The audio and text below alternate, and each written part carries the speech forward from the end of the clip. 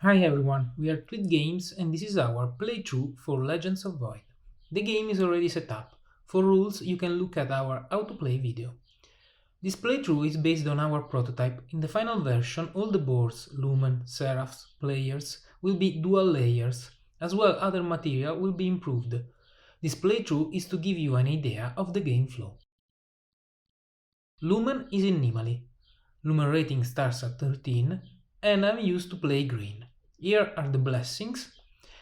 This is a solo game, so there is the additional solo board. The seraphs of this game are Set on the red claw icon, Marduk on the purple candle, and Moloch on the yellow vortex.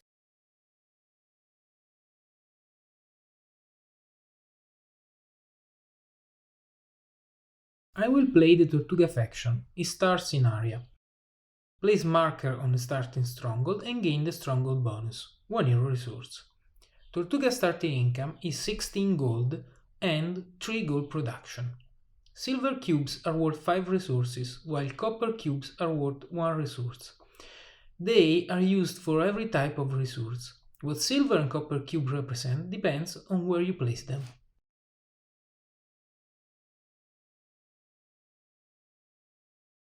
Our hero will be Nielsen Stride. Her starting income is 2 hero production and 3 gold.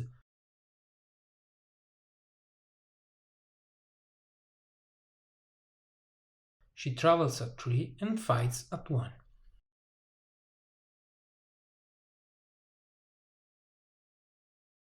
This is Nia's figure and goes on our stronghold. In a solo game we start with 10 lumen scrolls to choose from, while in a multiplayer game you will start with 8 lumen scrolls and draft them.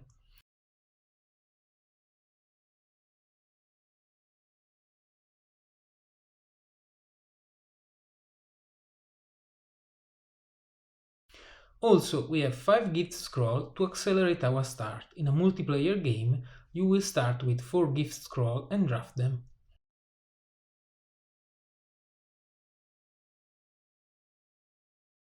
Nia ability is to double any placement bonus we gain from placing tiles on the outer lands. She has also a detrimental ability. To play an Arcana tag, we have to pay 1 hero resource. Let's take a look at our starting end of Lumen Scrolls to choose which acquire. Mana Pool plays tile, so it's good with Nia. Wall of Force is interesting. Spirit at Work may combo with our gift, and Exile Colonies plays a stronghold tile. Cattle Theft and Restless Curse manipulate other players. It's not something we are interested in this game. Secret Society and Lesser Divination are Arcana Scroll, so due to Nia detrimental ability, they are expensive for us. We skip them. Bell Tolls need 4 Tinker Tag to be played, not for us. Undying? No, we don't want it, because a tour in the void is not in our plans.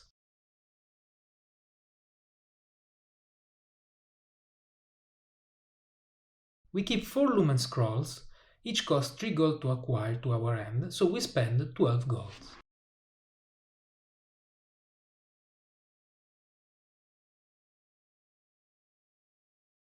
Time for gift scrolls. We have Explorer, Legacy, Nymphs, Lares and Private Garden. We have to choose 2 among them.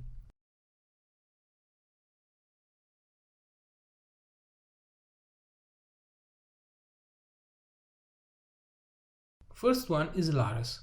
Increase mana production 1 step and add 3 Lares spirit resources on it.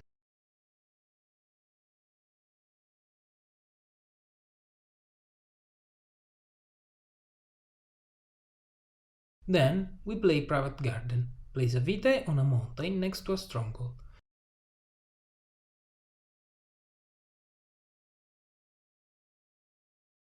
The mountain has a placement bonus of 1 meter. We cover the bonus with the vitae tile and gain it 1 meter resource. Nia ability Settler is triggered, so we gain 1 additional meter resource. Moreover, each time you place a vitae, you may add 1 spirit or 1 creature resource on your scroll, so we add 1 Lares. Also, each time a vitae is placed, you can deal 1 damage to a seraph on that vitae region. The vitae is in area region, as well it is set, so you deal 1 damage to set only 12 more to banish it. Each time you deal 1 damage to a Seraph, increase your Lumen rating by 1 step.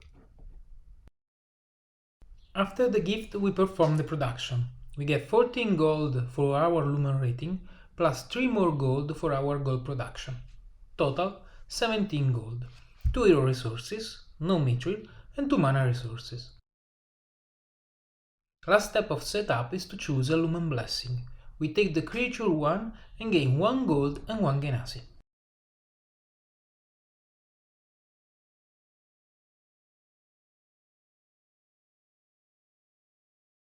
End of setup starts off the game with the first summer activity.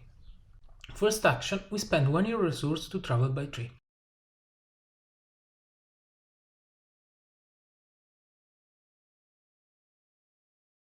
Second action, activate Lares.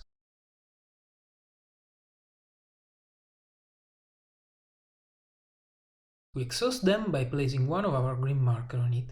This means we cannot activate them until the next summer. We spend 1 spirit resource to activate them, and Nia can start the fight. Nia base power is 1, and due to the activation of Lares gains +1 for each Lares on it. There are 3, so Nia power is up to 4.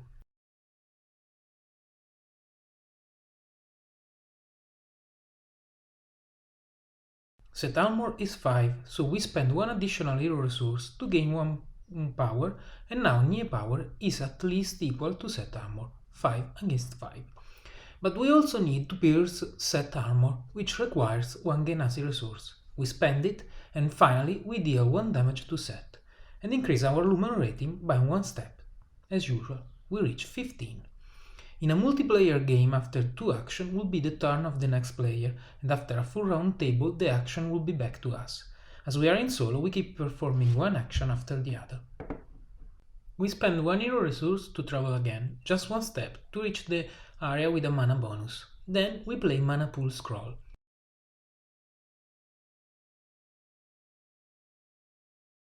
It costs 15 gold and requires that our hero is on a mana bonus area.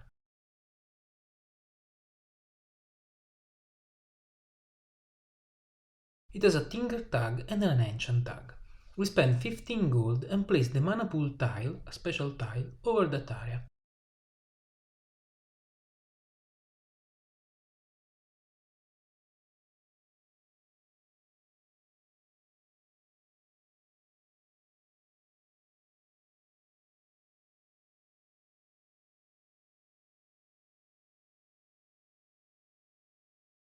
We gain 1 mana resource, new ability is triggered, so 1 more mana is gained by us. Also, we increase our mana production by 2 steps.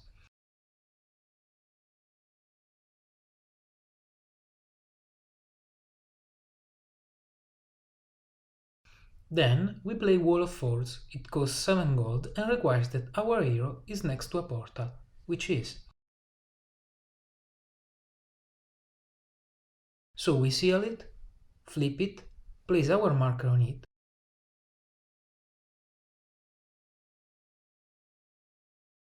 deal 1 damage to a Seraph in that region, set as usual, increase Lumen rating because we have done 1 damage, and also gain the seal bonus, 1 resource of choice. We choose 1 spirit resource, so 1 more Lares. Last part of Wall of Force is to decrease our mana production by 1 step.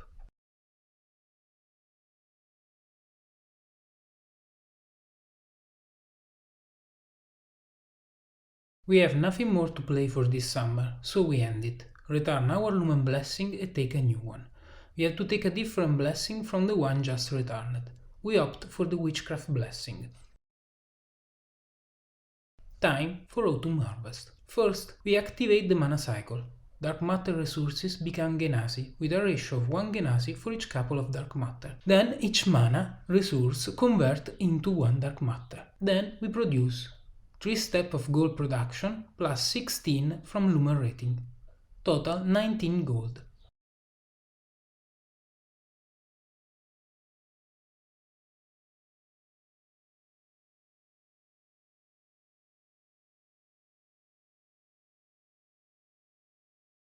Then 2 hero resources, no mithril, and 3 mana resources. Last step, flip up our Lumen Blessing and gain its benefit, 2 dark matter resources.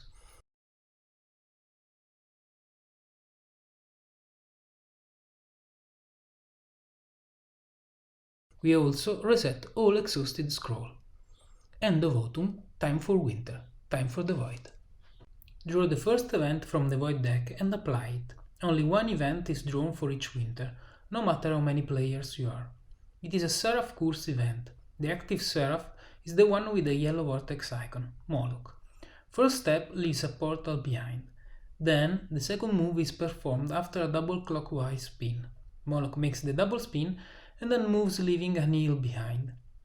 On the last step, Moloch has a portal in front of itself. As Seraph do not step into portal, it has to spin again according to the arrow on the void event.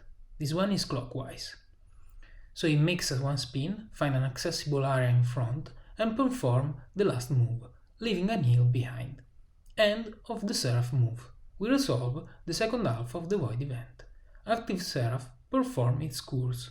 Moloch 1 is Hunger, which requires to sacrifice one of your scrolls or decrease your Lumen rating by 1. We choose to sacrifice Wall of Force. End of winter, time for a new spring draft. During spring, each player draws 4 new Lumen scrolls and there is a round table draft. In solo you just draw 4 Lumen scrolls and decide which one to acquire to your hand. Mage Theft is a steal, not in our game plan. Army of Many needs 5 creature tags, not our chance. Metal Bullet, we don't like it. Sacrificial Chamber is interesting and give us a plan. Also due to the presence of Moloch, so we acquire it for 3 gold. End of spring.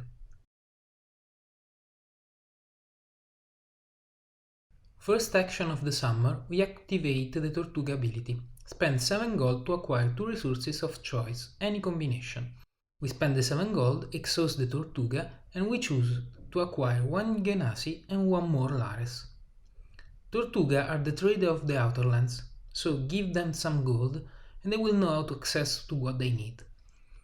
Then we activate the Lares to fight Set. Nie is next to Set. We sacrifice 1 spirit, gain a temporary +4 power, as there are 4 spirits on the Lares scroll, and we also have to spend the additional Genasi to pierce Set armor. Nie's power now is 5 against Set 5 armor.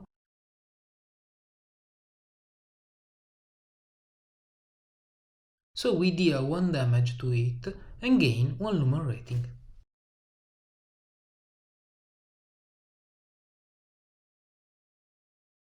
Then we play the Sacrificial Chamber. It costs 12 gold.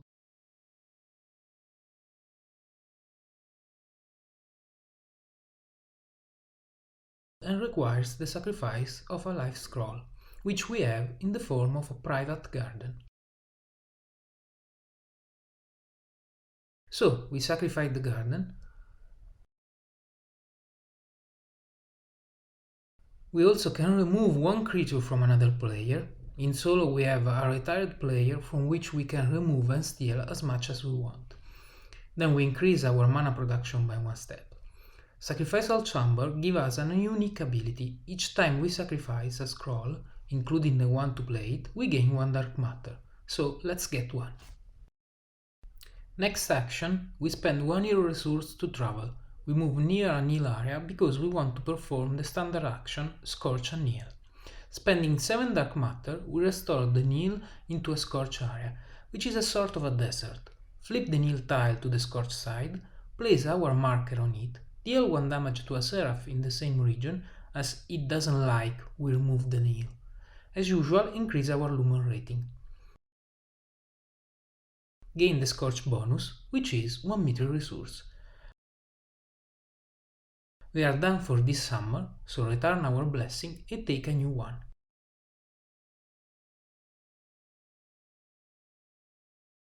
We choose the creature 1.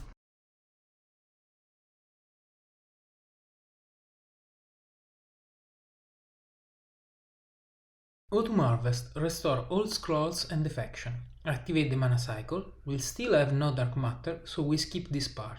After that, we convert each mana into 1 dark matter. Production. 3 gold plus 18 from Lumen rating, total 21 gold.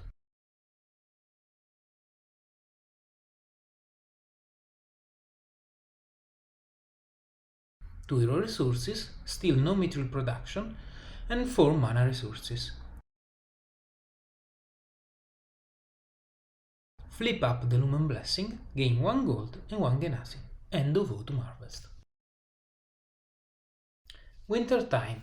Draw the top event, identify the active Seraph, it is Marduk, the one with the purple candle icon. Solve its movement, first step list 1 portal.